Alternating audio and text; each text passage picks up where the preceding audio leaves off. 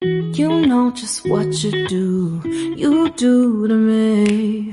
Play my emotions like a pair of puppet strings. So this is Did it ever occur to you? My also known heart's as more than Anabios word. yours. Please go Welcome back to my channel. So today with me I have a very beautiful lady, which her name is Blessing. Okay, so Blessing, thank you so much for accepting my invitation to my channel. You're welcome. Okay, so guys, today I'll be talking about depression with Blessing. So this is just to like raise awareness concerning depression, because depression is one constant thing that has been going round and round and round, and it's been giving a lot of people headache. Like, what is this depression about? Like, what is depression? Why does it come around? And that was why I had to go and bring this beautiful lady, because she's also a nursing student, so she can actually enlighten us on what depression is. So Blessing, to you, what do you think depression is? Okay, so first of all, before we can talk on depression, we have to define what depression is. Okay. So to some people, they have their own different definition of what depression is. But depression is just a feeling of dejection when you feel rejected. So depression can be caused by loneliness, can be caused by experience, probably childhood experience or memories.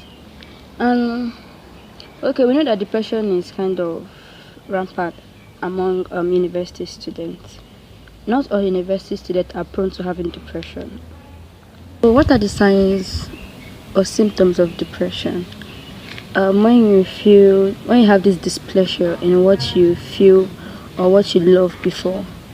Probably you love play with your friend before, and all of a sudden you just want to be left alone, just want to be alone, just cheer on yourself, just have appetite to, When you are depressed, you don't just want to do anything. You're not hungry, just want to scatter everywhere.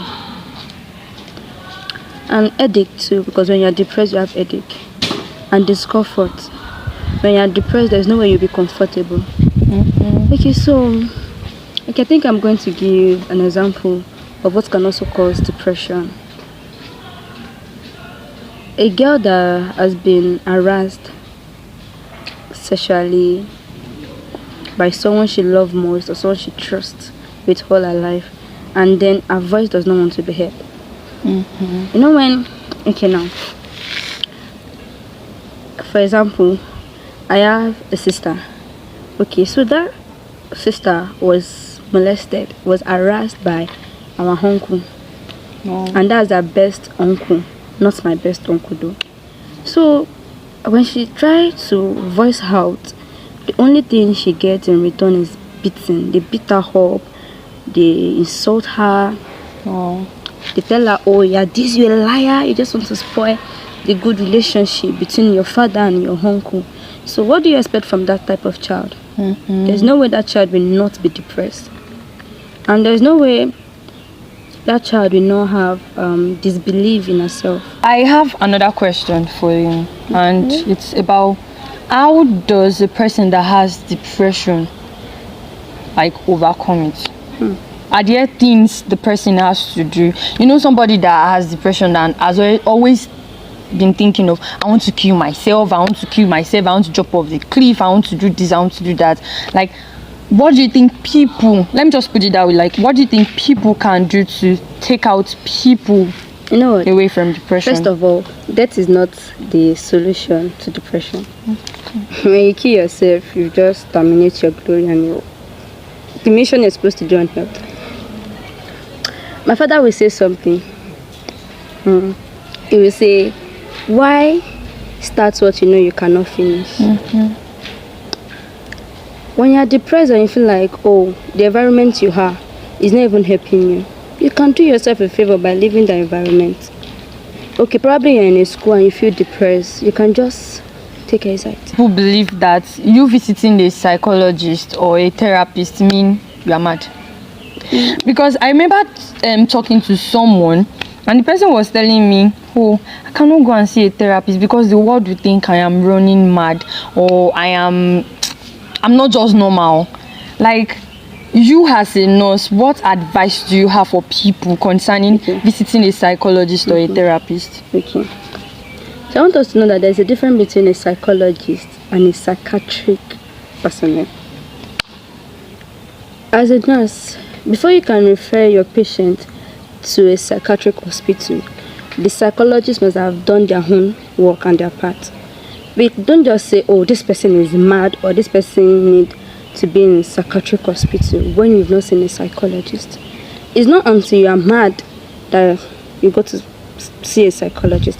You may just decide that, oh, yeah, something, you don't just feel well, you're not thinking straight. You just want to see a psychologist to express yourself.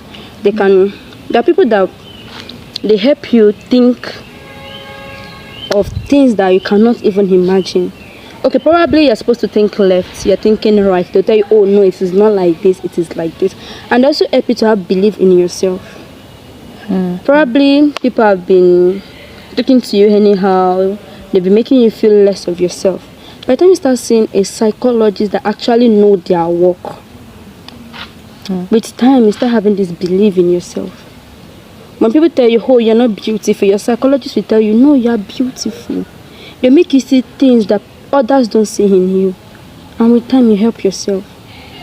If you get to that point where you no longer need a psychologist, they will tell you, oh, when you wake up in the morning, this is what and what you should do. It's become part of you. And you do it every morning. And before you know, you have your own self-pride, self-belief. Okay. That's nice. Okay, in what way do you think people can look at themselves and like check out if they actually need a therapist or a psychologist? Okay. Before you can come up with that idea that you need to see a psychologist, first of all, you have to study yourself. Before you love playing, I'll just cite an example. You're this person that you love playing, you're always lively, and all of a sudden you just see that, oh, everything irritates you. Definitely, you know, something is going on somewhere. And probably you've just seen yourself to be this lonely person. All of a sudden you just want to be yourself, just don't want it. You don't want to be in this environment where others are, where plenty people are. Then you know that no, something is going wrong. And you feel that you are already losing focus. You're losing focus, you cannot concentrate, everything just irritates you, any little thing just flare up. You need a psychologist.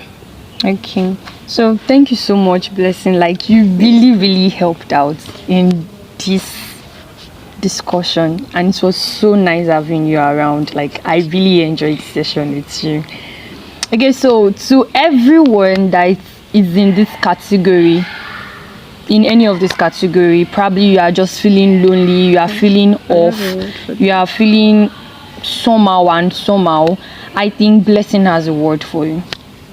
Okay, so to those people that are in that category of depression or they're feeling depressed, if there's anything I would tell you is have a strong belief in yourself. You can do it and you are not alone. Have a belief in yourself, believe in your God. Have people that, make sure that those that are around you are people that love you and love you for who you are.